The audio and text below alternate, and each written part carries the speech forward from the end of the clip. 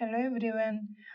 Today we'll learn how to do extended single crochet stitch. It's mostly similar, only just one more extra step I added. So let's get started.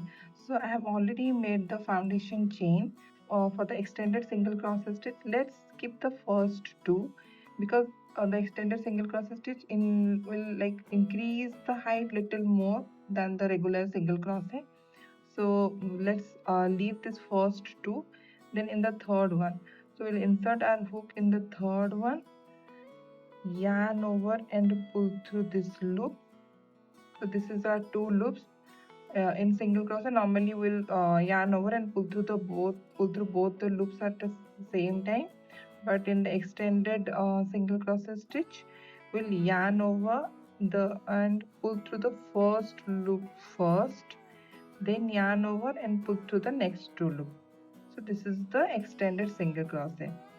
Insert your hook, yarn over and pull through, yarn over and pull through the first loop first, yarn over and pull through the next two loops.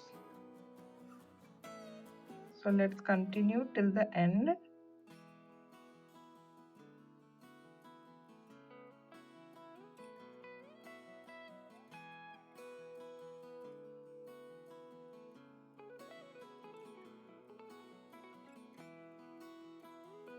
Yeah, so this is the extended single crochet stitch.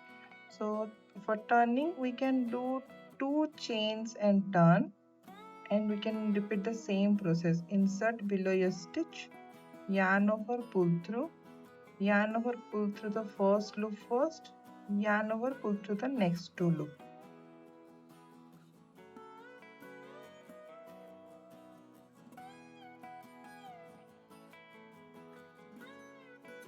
So this is the way our extended single crochet stitch is done.